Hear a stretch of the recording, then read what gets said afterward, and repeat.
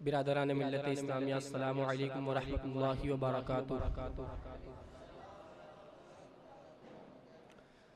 نحمدہ ونصلی ونسلم علی رسولہ الکریم، اما بعد فاعوذ باللہ من الشیطان الرجیم، بسم اللہ الرحمن الرحیم۔ ان اولیاؤہ الا المتقون، صدق اللہ مولانا العظیم وصدق رسولہ النبی الامین المتین الکریم، ونحن علی ذلک لمن الشاہدین والشاکرین والذاکرین والحمد للہ رب العالمین۔ عزیزان ملت اسلامیہ، ابھی میں نے جس آیہ مقدسہ کی تلاوت کرنے کا شرف حاصل کیا، اس پر کچھ دیر گفتگو کرنے سے پہلے میں بہتر و مناسب سمجھتا ہوں کہ آئیے ہم اور آپ سب سے پہلے آقائے نامدار حضور سرور کائنات صلی اللہ علیہ وسلم کی بارگاہ بے کس پناہ میں ایک مرتبہ درود کا نذرانہ پیش کریں تو پڑھیے الصلاۃ والسلام علیک یا رسول اللہ، الصلاۃ والسلام علیک یا نبی اللہ، الصلاۃ والسلام علیک یا نور اللہ، صلی اللہ تعالی علیہ وسلم۔ اعلیٰ حضرت امام احمد رضا خان فاضل بریلوی علیہ الرحمۃ والرضوان ارشاد فرماتے ہیں، واہ کیا مرتبہ اے غوث ہے بالا تیرا، واہ کیا مرتبہ اے غوث ہے بالا تیرا، اونچے اونچوں کے سروں سے قدم اعلیٰ تیرا۔ اور فرماتے ہیں نزاع میں گور میں میزان میں سرے پل پہ کہیں، نزاع میں گور میں میزان میں سرے پل پہ کہیں، نہ چھوٹے ہاتھ سے دامن معلیٰ تیرا۔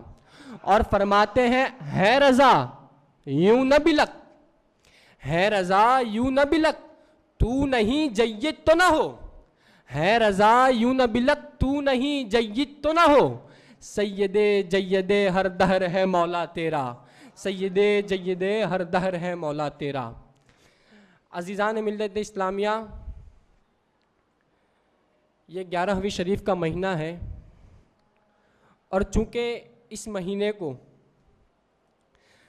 پیرے پیرا میرے میرا شہباز لامقاں حضور سیدی غوث اعظم رضی اللہ تعالی عنہ سے نسبت ہے، اس وجہ سے میں نے یہ عزم اور ارادہ کیا کہ میں آپ لوگوں کے سامنے عظمت غوث اعظم کے حوالے سے کچھ عرض کروں۔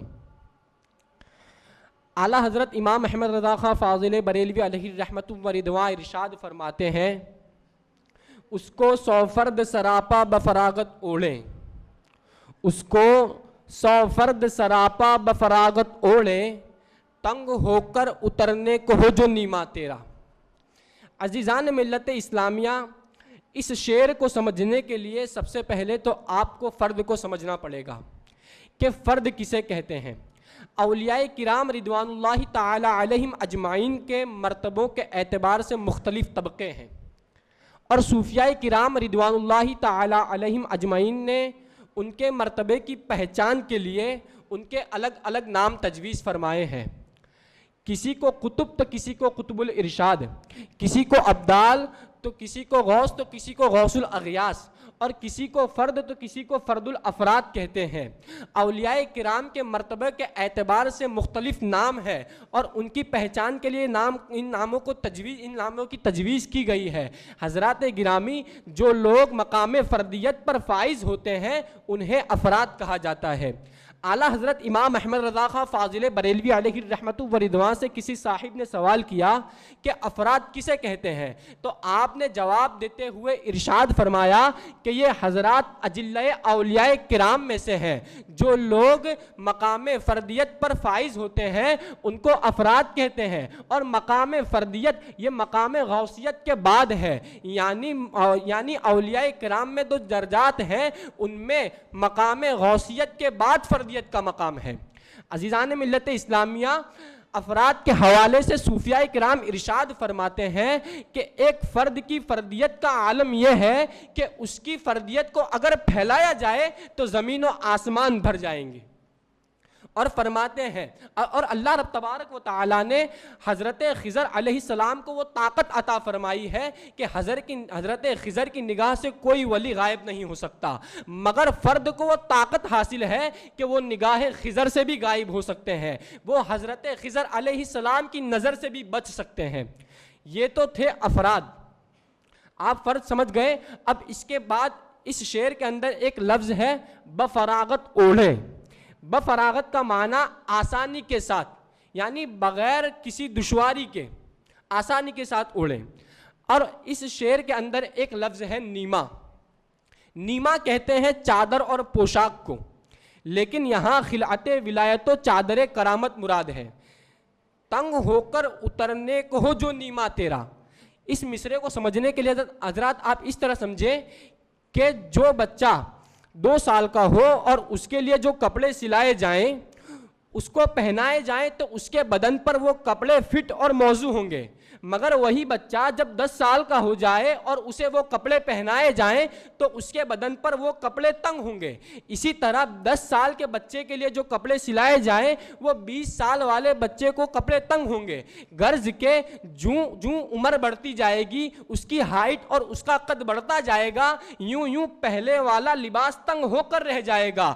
بالکل اسی طرح ابتدا میں پہلے ولایت کے اعتبار سے خلعت ولایت اور چادر کرامت حاصل ہوتی ہے، لیکن پھر جوں مراتب ولایت طے ہوتے جاتے ہیں یوں پہلے والی خلعت تنگ ہو کر رہ جاتی ہے. حضور غوث اعظم کے وجود ولایت پر جو خلعت ولایت تنگ ہونے کے سبب اتری ہو اسے ایک فرد نہیں بلکہ 100 فرد، ایک فرد کی فردیت کا عالم یہ کہ اس کی فردیت کو پھیلایا جائے تو زمین و آسمان بھر جائے. ایسے 100 فرد حضور غوث اعظم کے وجود ولایت پر تنگ ہونے والے لباس کو بفراغت یعنی آسانی کے ساتھ اوڑھ لیں تو پھر حضور غوث اعظم رضی اللہ تعالی عنہ کی شان کا عالم کیا ہوگا. اسی لیے امام احمد رضا ارشاد فرماتے ہیں واہ کیا مرتبہ اے غوث ہے بالا تیرا، واہ کیا مرتبہ اے غوث ہے بالا تیرا، اونچے اونچوں کے سروں سے قدم آلہ تیرا، اونچے اونچوں کے سروں سے قدم آلہ تیرا. حضرات گرامی، کسی کے مرتبہ کو پہچاننے کے لیے 2 وجہوں سے اس کے مرتبے کو پہچاننے میں غلطی ہوتی ہے. ایک تو شکر کی حالت. شکر کی حالت یہ ہے کہ اولیاء کرام پر جب شکر طاری ہوتا ہے تو انہیں خود اپنا ہوش نہیں رہتا. حضور مجدد الف ثانی رضی اللہ تعالی عنہ نے مجدد اپنی مکتوبات میں کئی جگہوں پر ایسا لکھا ہے کہ میں غوث اعظم سے افضل ہوں. پھر بعد میں انہوں نے ہی لکھا ہے کہ جو میں نے پہلے لکھا وہ شکر کی حالت میں لکھا، غوث اعظم ہی مجھ سے افضل ہے. ایک تو یہ، اور دوسری چیز ناواقفی اور عدم علم ہے. اعلیٰ حضرت امام احمد رضا ملفوظات میں ارشاد فرماتے ہیں کہ حضور سیدنا شیخ عبد القادر جیلانی رضی اللہ تعالی عنہ کے دور میں ایک بہت بڑے ولی تھے جن کا نام شیخ عبد الرحمن تفسنجی علیہ الرحمت ورضوان ہے. شیخ عبد الرحمن تفسنجی علیہ الرحمت ورضوان ایک مرتبہ اپنے مریدین کے ساتھ تشریف فرما تھے اور اپنے مریدوں کو سامنے تقریر کر رہے تھے. دوران تقریر انہوں نے کہا کہ میں اولیاء کرام میں ایسا ہوں جیسے پرندوں میں سارس، جس کا مطلب یہ ہے کہ میں اس دہر اس زمانے کے تمام اولیاء میں سب سے ارفع و اعلیٰ ہوں. اتفاق سے اس مجلس اور اس محفل میں حضور سیدنا شیخ عبد القادر جیلانی علیہ الرحمت ورضوان کے ایک مرید شیخ احمد بھی موجود تھے.